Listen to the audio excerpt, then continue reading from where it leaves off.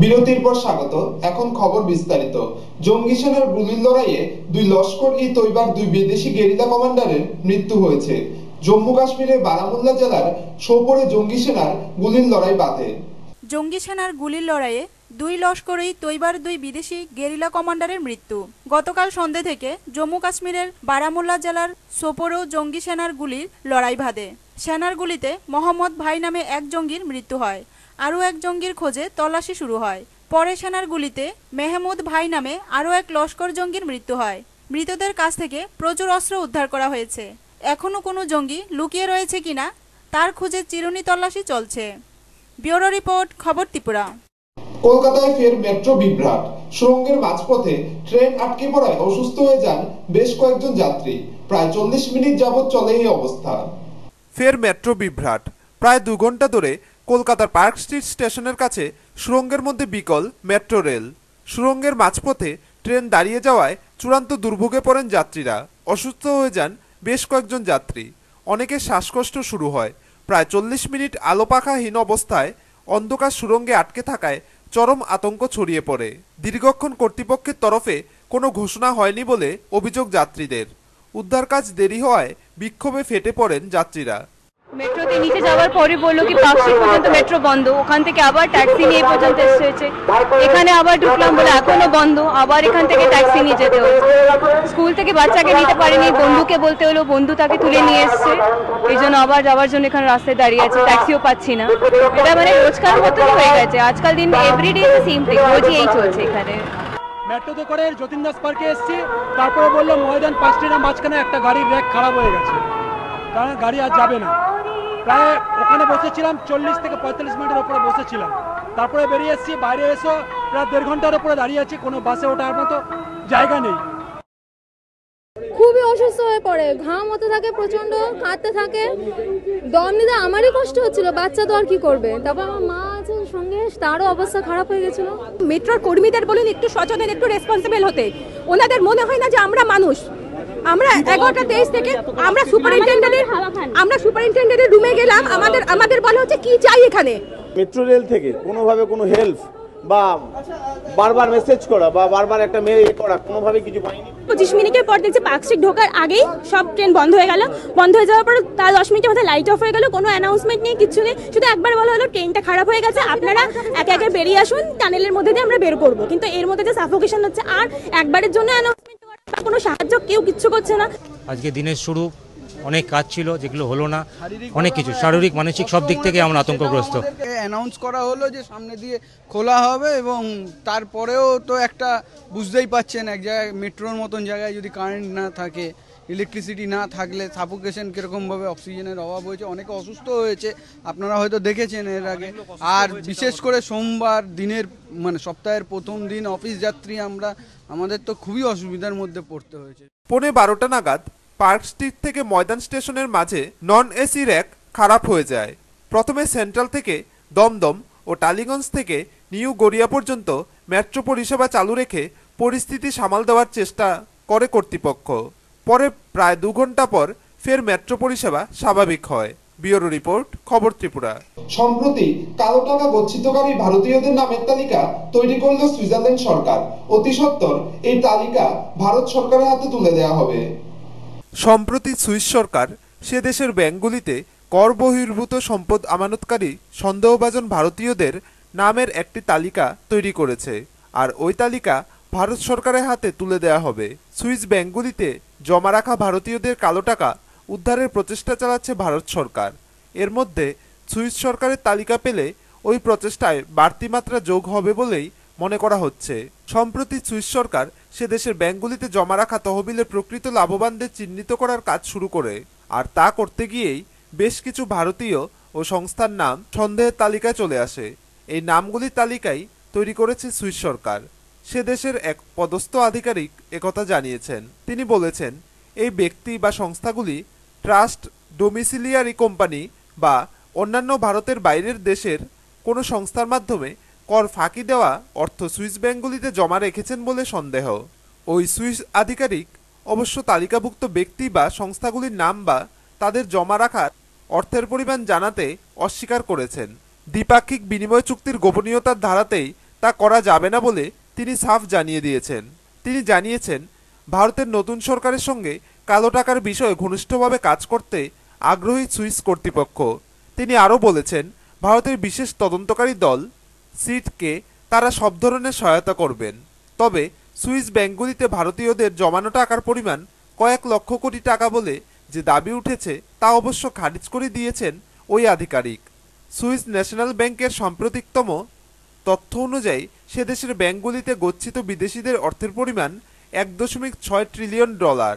Swiss ব্যাংকে ভারতীয়দের গচ্ছিত অর্থের পরিমাণ বেড়ে 14,000 কোটি টাকাতে পৌঁছে যাওয়া সম্পর্কে প্রশ্নের উত্তরে তিনি জানিয়েছেন, ওই অর্থের মালিকরা তাদের ভারতীয় হিসেবেই ঘোষণা করেছেন, কাজেই এক্ষেত্রে বেআইনি অর্থের সম্ভাবনা নেই বললেই চলে। ব্যুরো রিপোর্ট, খবর ত্রিপুরা। নিয়ে নিচ্ছি ছোট্ট একটি বিজ্ঞাপন বিরতি, সঙ্গে থাকুন, ফিরে আসছি বিরতির পর।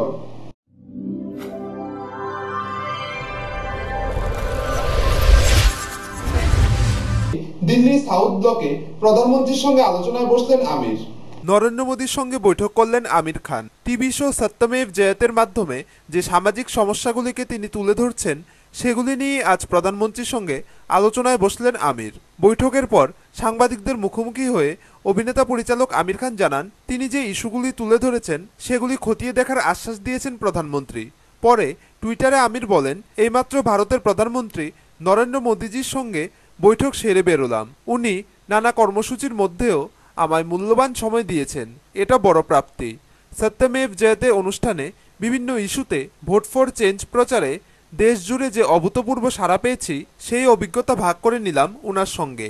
উনি আমায় আশ্বাস দিলেন, যাবতীয় ইস্যু তিনি খতিয়ে দেখবেন। দিল্লি সাউথ ব্লকে প্রধানমন্ত্রীর কার্যালয় থেকে দুজনের বৈঠককে সৌজন্য সাক্ষাৎ বলে জানানো হয়েছে। প্রসঙ্গত, ভোট ফর চেঞ্জ অনুষ্ঠানটি লোকসভা ভোটের পরপরই সম্প্রচারিত হয়েছে। তাতে দেশে রাজনীতি অপরাধকরণের চেহারাটা তুলে ধরে ভোটারদের ডাক দেওয়া হয়, এমনভাবে ভোটাধিকার প্রয়োগ করুন যাতে দেশে একটা বদল আনা যায়। ব্যুরো রিপোর্ট, খবর ত্রিপুরা। আসন্ন ত্রিস্তর পঞ্চায়েত নির্বাচনে আজ ছিল মনোনয়ন জমা দেওয়ার শেষ তারিখ। সোনামুড়া মহকুমা 4টি ব্লকের বেশ কয়েকটি গ্রাম পঞ্চায়েত আসনে বিনা প্রতিদ্বন্দ্বিতায় জয়ী হতে চলেছে শাসক দল সিপিএম। রাজ্যে আসন্ন ত্রিস্তর পঞ্চায়েত নির্বাচনের আজ ছিল মনোনয়ন জমা দেওয়ার শেষ তারিখ। সোনামুড়া মহকুমার 4টি ব্লকের বেশ কয়েকটি গ্রাম পঞ্চায়েত আসনে বিনা প্রতিদ্বন্দ্বিতা জয়ী হতে চলেছে শাসক দল সিপিএম। মহকুমার বক্সনগর ব্লকের লালদুর্গ বলে পরিচিত কুলুবাড়ি ও ময়নামা গ্রাম পঞ্চায়েতের কয়েকটি আসনে প্রার্থী দিতে পারেনি বিরোধীরা। কুলুবাড়ি গ্রাম পঞ্চায়েতের 5টি ওয়ার্ডে আসন সংখ্যা 11টি, যার মধ্যে 5 নং ওয়ার্ডে 1 নং আসনটি বিনা প্রতিদ্বন্দ্বিতা জয়ী হতে চলেছে সিপিএম প্রার্থী। ময়নামা গ্রাম পঞ্চায়েতে 3 নং ওয়ার্ডের 1 নং আসনটিও বিনা প্রতিদ্বন্দ্বিতা জয়ী হতে চলেছে সিপিএম। তাছাড়া ব্লক এলাকার বক্সনগর, মধ্য বক্সনগর, আশাবাড়ি ইত্যাদি পঞ্চায়েতগুলিতে লড়াই হতে চলেছে মূলত সিপিএম ও কংগ্রেস এবং তৃণমূল কংগ্রেসের মধ্যে। কাঠালিয়া ব্লকের বেশ কয়েকটি পঞ্চায়েতে এবার লড়াই হচ্ছে শাসক দল বনাম বিজেপির মধ্যে। এগুলি হলো নিদয়া, নির্ভয়পুর। এছাড়া কেকে নগরে সিপিএম ও তৃণমূল কংগ্রেস এবং যাত্রাপুর পঞ্চায়েতে লড়াই হচ্ছে কংগ্রেস ও সিপিএম দলের মধ্যে। নবগঠিত মোহনভোগ ব্লকের বেশ কয়েকটি গ্রাম পঞ্চায়েত আসনে বিনা প্রতিদ্বন্দ্বিতায় জয়ী হতে চলেছে সিপিএম। পূর্ব চণ্ডীগড়ের 10টি এবং তেলকাজলা পঞ্চায়েতের 1টি আসনে প্রার্থী দিতে পারেনি কোনো বিরোধী দল। নবগঠিত নলছর ব্লকেও এবার লড়াই হচ্ছে ত্রিমুখী। শাসক দল সিপিএম, বিরোধী কংগ্রেস, তৃণমূল কংগ্রেস এবং বিজেপির মধ্যে হতে চলেছে লড়াই। তবে মনোনয়ন জমা শেষ দিন পর্যন্ত এই নির্বাচনী যুদ্ধে অনেকটাই এগিয়ে শাসক দল সিপিএম বলে মনে করছে রাজনৈতিক মহল। ব্যুরো রিপোর্ট, খবর ত্রিপুরা। খোয়াই নদীর জলে পড়ে আহত হয় এক 8 বছরের শিশু। ঘটনা কল্যাণপুরের দারিকাপুর গ্রামে। শিশুটিকে কল্যাণপুর হাসপাতালে চিকিৎসার জন্য নিয়ে যাওয়া হয়েছে। ঘটনায় উত্তেজনা সৃষ্টি হয়েছে এলাকা জুড়ে। খোয়াই নদীর জলে পড়ে আহত হলো 8 বছরের শিশু জয়দীপ সরকার। ঘটনা কল্যাণপুরের দারিকাপুর গ্রামে।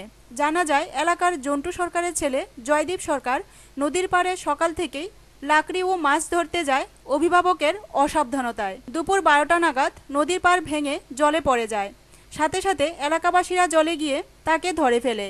খবর দেওয়া হয় দমকলের ইঞ্জিনকে। ঘটনাস্থলে পৌঁছে কল্যাণপুর থানার পুলিশ। তারা গিয়ে শিশুটিকে কল্যাণপুর হাসপাতালে নিয়ে আসে। ঘটনায় এলাকায় উত্তেজনা ছড়িয়েছে। কয়জন? বাসে সুরেশ সরকারের একজন লাকড়ি ধরতে গিয়ে জ্বলেতে গেছিল। কার বাচ্চা? জন্টু সরকার। হয়তো আমরা খবর পাইছি একটা লোক নদীতে বসে, আমরা দৌড়ে আসি, সেটা দেখি তারা তুলছে, পাবলিকরা তুলছে পরে আমরা অনেক হসপিটালে দেখাই আনুমান। কতজন? একজনই পড়ছে, লাকড়ির সঙ্গে লাকড়ি ধরতে গেল, লাকড়ির সঙ্গে বাইশে গেছে আর কি। ব্যুরো রিপোর্ট, খবর ত্রিপুরা। 8 ফুট লম্বা এক কিংকোবরা সাপকে দেখতে প্রতিদিন ভিড় জমাচ্ছেন এলাকাবাসী। আশঙ্কা রয়েছে বড় দুর্ঘটনার। ঘটনা রাজনগর গাবতলী পালপাড়া এলাকায়। 8 ফুট লম্বা এক বিষাক্ত কিংকোবরা সাপকে দেখতে প্রতিদিনই ভিড় জমাচ্ছেন এলাকাবাসী। ফলে যে কোনো সময় ঘটতে পারে বড় ধরনের অঘটন। ঘটনা রাজনগর গাবতলী পালপাড়া এলাকায়। জানা যায়, এলাকার দিলীপ পালের বাড়ির পাশে বাঁশবাগানে প্রায় 8 ফুট লম্বা একটি কিংকোবরা সাপ গত 20 দিন যাবৎ অবস্থান করছে। সাপটি কোনো নড়াচড়া করছে না।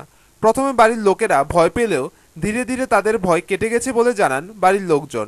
প্রতিদিনই সাপটিকে দেখতে ভিড় করছে এলাকার শিশু বৃদ্ধ সকলেই। কিন্তু এতে যে কোনো সময় ঘটতে পারে বড় অঘটন বলে ধারণা করছে এলাকার শুভবুদ্ধি সম্পন্ন মানুষ। কারণ যে কোনো সময় উত্তেজিত হয়ে অঘটন ঘটাতে পারে বিষাক্ত এই সাপটি। ধারণা করা হচ্ছে সাপটি মেয়ে সাপ, আর সে এখানে ডিম পেড়ে তার পাহারা দিচ্ছে। তাই এলাকাবাসীর পক্ষ থেকে দাবি উঠেছে বন দপ্তর যেন এটিকে এখান থেকে সরিয়ে নেওয়ার উদ্যোগ নেয়। ব্যুরো রিপোর্ট, খবর ত্রিপুরা। খোয়াই জেলার কল্যাণপুরে এক প্রতিবন্ধী যুবক মাধ্যমিক পরীক্ষায় প্রথম স্থান দখল করে তাক লাগিয়ে দিল সারা রাজ্যে। তার নাম নীলাঞ্জন দত্ত। সে ভবিষ্যতে ডাক্তার হয়ে সমাজের সেবা করতে চায়।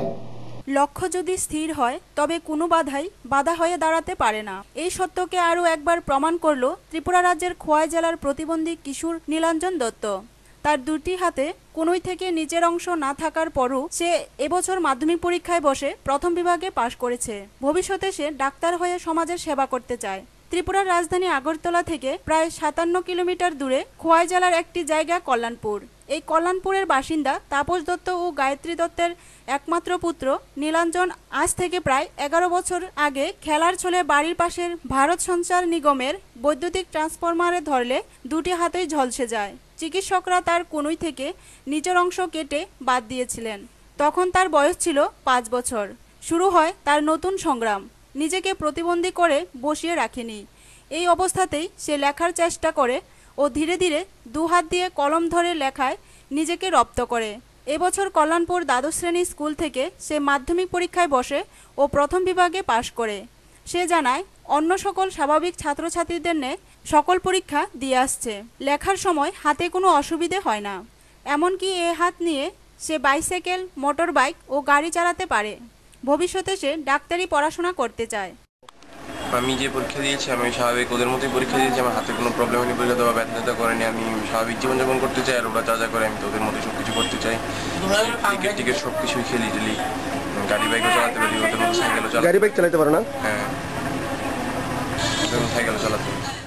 তার মা গায়ত্রী দেবীও জানান, ছেলেকে ডাক্তারি পড়ানোর ইচ্ছে আছে, তবে যদি সে পড়ার সুযোগ পায়। এর জন্য তারা তাকে পড়াশোনায় কোনো চাপ দিচ্ছে না। প্রথম বিভাগে উত্তীর্ণ হইল কল্যাণপুর এইচএস স্কুল থেকে।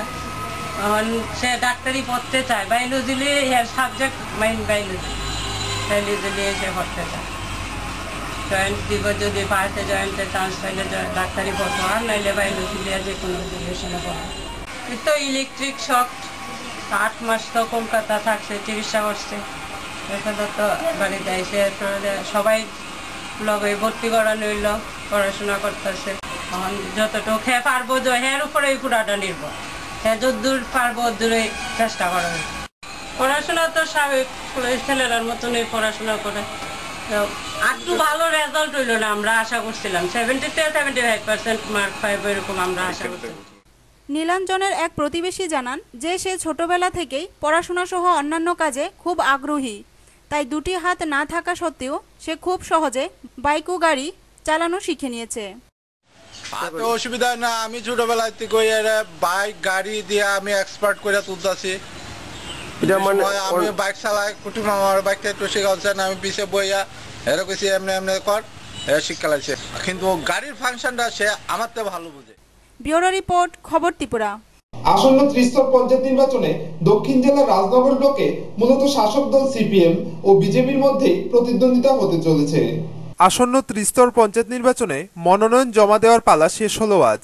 দক্ষিণ জেলার রাজনগর ব্লকের ৩৫৫টি গ্রাম পঞ্চায়েতের আসন মোট ১৯৭টি এবং পঞ্চায়েত সমিতির ১৩টি, যার মধ্যে রাজনগর ও দুর্গাপুর গ্রাম পঞ্চায়েতে বিরোধী কোনো দল প্রার্থী না দেওয়ায় বিনা প্রতিদ্বন্দ্বিতায় জয়ী হতে চলেছে শাসক দল সিপিএম। এদিকে গোরাঙ্গবাজার গ্রাম পঞ্চায়েতেও বিজেপি দল মনোনয়ন জমা দিতে না পারায় এখানে বিনা প্রতিদ্বন্দ্বিতায় জয়ী হওয়ার সম্ভাবনা রয়েছে সিপিএমের।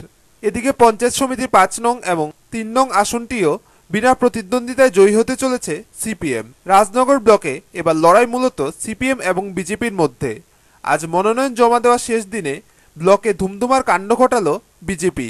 ইচ্ছাকৃতভাবে দেরিতে মনোনয়ন জমা দিতে গিয়ে বিডিও বাদল রায়ের সাথে বাগবিতণ্ডায় জড়িয়ে পড়ে তথাকথিত বিজেপি নেতা হীরালাল ভৌমিক। ভুলে ভরা মনোনয়ন পত্র নিয়ে বিজেপি প্রার্থীরা মনোনয়ন জমা নিতে চাপ সৃষ্টি করতে থাকে বিডিওকে, কিন্তু বিডিও আইন বহির্ভূত কোনো কাজ করতে পারবে না বলে সাফ জানিয়ে দেন। পরে মনোনয়ন জমা না দিয়েই কেটে পড়েন বিজেপি প্রার্থীরা। আমাদের রাজনগর ব্লকে আছে নমিনেশনের শেষ দিন। গ্রাম পঞ্চায়েতে টোটাল জমা পড়েছে ৩৫৫টি নমিনেশন এবং পঞ্চায়েত সমিতিতে জমা পড়েছে টোটাল ৩০টি নমিনেশন। পঞ্চায়েত সমিতির সিট হচ্ছে গিয়ে ১৩টি, জমা পড়েছে ৩০টি নমিনেশন। গ্রাম পঞ্চায়েতের সিট হচ্ছে ১৯৭টি এবং নমিনেশন জমা পড়েছে ৩৫৫টি। আজকে জমা পড়েছে সর্বমোট 99 এবং এটা কিউমুলেটিভ ফিগার ধরে দাঁড়িয়েছে ৩৫৫। আর পঞ্চায়েত সমিতিতে আজকে শেষ দিনে জমা পড়েছে 9টি এবং কিউমুলেটিভ ফিগার দাঁড়িয়েছে 30টি। এখন পঞ্চায়েত সমিতিতে যদি আমরা পার্টি ওয়াইজ ব্রেকআপ দেখি। ব্যুরো রিপোর্ট, খবর ত্রিপুরা। ডিওয়াইএফআই আসারামবাড়ি অঞ্চল কমিটির উদ্যোগে সিধু কানুর ১৬০তম শহীদান দিবসকে সামনে রেখে খোয়াই পশ্চিম করাঙ্গি ছড়াস্থিত নোডাল অফিসে এক রক্তদান শিবিরের আয়োজন করা হয়। এতে ৬০ জন রক্তদাতা স্বেচ্ছায় রক্তদান করেন। ভারতের গণতান্ত্রিক যুব ফেডারেশন আসারামবাড়ি অঞ্চল কমিটির উদ্যোগে সিধু কানু ১৬০তম শহীদদান দিবসকে সামনে রেখে রবিবার এক রক্তদান শিবিরের আয়োজন করা হয়। খোয়াইয়ের পশ্চিম করাঙ্গিছড়া স্থিত নোডাল অফিসে আয়োজিত রক্তদান শিবিরে ডিওয়াইএফআই খোয়াই বিভাগীয় সদস্য নিহার সবর সহ সংগঠনের অন্যান্য সদস্যরা উপস্থিত ছিলেন। শিবিরে মোট ৬০ জন রক্তদাতা স্বেচ্ছায় রক্তদান করে বলে জানা যায়। বিশেষ করে সামনে সিধু কানু প্রোগ্রামকে ৩০ তারিখ সিধু কানু প্রোগ্রামকে সামনে রেখে আমরা এখানে একটা রক্তদান শিবিরের আয়োজন করেছি। আমরা এর আগেও ৩বার রক্তদান শিবির করেছি। আমাদের এবারের রক্তদান শিবিরে আমরা আশা করছি ৬০ পেরিয়ে যাবে এবং আগামী দিনেও যাতে আমাদের এই এলাকায় আরও বেশি বেশি করে আমরা রক্তদান করতে পারি এবং আমরা যুব সংগঠনের পক্ষ থেকে এই অঙ্গীকারবদ্ধ আমরা এই ত্রিপুরা রাজ্যের একজন মহর্ষি রোগীকে আমরা এই রক্তের অভাবে মরতে দেব না, এই আমরা অঙ্গীকার নিয়ে আমরা কাজ করছি এবং আগামী দিনেও করব। ব্যুরো রিপোর্ট, খবর ত্রিপুরা। তেলিয়ামুড়া থেকে তিসাবাড়ি স্থিত রেল স্টেশনে যাওয়ার পথে এক এলাকায় তড়িৎ পরিবাহী বিদ্যুৎ ট্রান্সফরমারটি অত্যন্ত বিপজ্জনকভাবে বসানো রয়েছে। যে কোনো সময় ঘটে যেতে পারে বড় ধরনের দুর্ঘটনা। এ নিয়ে স্থানীয় পঞ্চায়েত ও বিদ্যুৎ নিগমের কর্মকর্তাদের জানানোর পরেও কোনো সুরাহা পায়নি এলাকাবাসী। তেলিয়ামুড়া থেকে ত্রিশাবাড়ি স্থিত রেল স্টেশনে যাওয়ার ৫০০ মিটার আগে বাঁ দিক দিয়ে ৫০ মিটার পেরোলেই ৫০ পরিবারের বসবাস এলাকা। এই রাস্তা ধরেই স্কুল পড়ুয়া ছাত্রছাত্রী ও এলাকাবাসীরা যাতায়াত করে আসছে অদূর অতীতকাল থেকে। কয়েক বছর পূর্বে এলাকার বিদ্যুৎ সংযোগ করা হয়েছিল অবৈজ্ঞানিকভাবে। মাটি ঘাসের উপর বসানো হয়েছিল তড়িৎ পরিবাহী বৈদ্যুতিক ট্রান্সফরমার। বর্তমানে বৈদ্যুতিক ট্রান্সফরমার বসাতে কোনো আধুনিকতা বা সংস্কার না করাতে বিপদ থেকে ভয়াবহ বিপদের আঁচ পেয়েছেন এলাকাবাসীরা। বিগত কয়েক মাস পূর্বে তাদের ঘুম ভাঙে। যে জায়গায় বিদ্যুৎ নিগমের ঘুম ভাঙার দরকার সে জায়গায় এলাকাবাসীদের ঘুম ভাঙল স্থানীয় একজনের গবাদি পশু বিদ্যুৎপৃষ্ট হয়ে মারা যাওয়ার পর। এ নিয়ে স্থানীয় পঞ্চায়েত থেকে বিদ্যুৎ নিগমের কর্মকর্তাদের কাছে বিষয়টি জানিয়েও কোনো সুরাহা পায়নি এলাকাবাসীরা। ফলে গোটা এলাকা জুড়ে তীব্র ক্ষোভ বিরাজ করছে। এলাকাবাসীদের আরও অভিযোগ, অবৈজ্ঞানিকভাবে বৈদ্যুতিক মিটার বসানো হয়েছে। সবচেয়ে বড় আশ্চর্যের ব্যাপার হলো হাই পাওয়ারযুক্ত বিদ্যুৎ পরিবাহী তার বিপজ্জনক অবস্থায় থাকলেও সরানোর কোনো উদ্যোগ নেই সংশ্লিষ্ট দপ্তরের। আজ গবাদি পশুর মৃত্যু, কাল হয়তো অন্য কোনো বড় কোনো বিপজ্জনক ঘটনা ঘটে যেতে পারে। তবে তার জবাব দেবে কে? যদিও এই এলাকার পথ ধরে শত শত মানুষেরা চলাফেরা করে আসছে প্রতিদিন। বিশেষ করে এমন অনেক শিশু রয়েছে যারা খেলার ছলে ওই বৈদ্যুতিক ট্রান্সফরমারে গিয়ে বিদ্যুৎপৃষ্ট হতে পারে। এই ত্রিশাবাড়ি গ্যাংটা অনেকদিন ধরে খারাপ। এটা এমনভাবে অনেক গরু ছাগল মারা গেছে। তারপর আমরা অনেকবার ইলেকট্রিক অফিসে জানাইছি, এসডিওরও জানাইছি, কিন্তু কোনো রেসপন্স পাইছি না আমরা। এখন যে আমরা এই লাইন যদি আমরা মনে করেন একটা দুর্ঘটনা ঘটলো, এটা ফালাইলো, তারা ডাইরেক্ট করে রেখে দিছে এসটি লাইন, লাইন থাকে। আর এটা এমনভাবে রাস্তার সঙ্গে যে কোনো মানুষ যে কোনো সময় লাগতে পারে, অ্যাক্সিডেন্ট হইতে পারে, কিন্তু অফিসের অনেকবার করার পরও এটা কোনো রকম দেখাশোনা করতেছে না তারা। আর এটা এমনভাবে তো নিচে কোনো রকমই বইতে পারে না। আমরা অনেকবার গ্রামের থেকে কইছি এটা উপরে বোয়ানোর কথা, কিন্তু বইছে না তারা। তারা এমনভাবে আজকে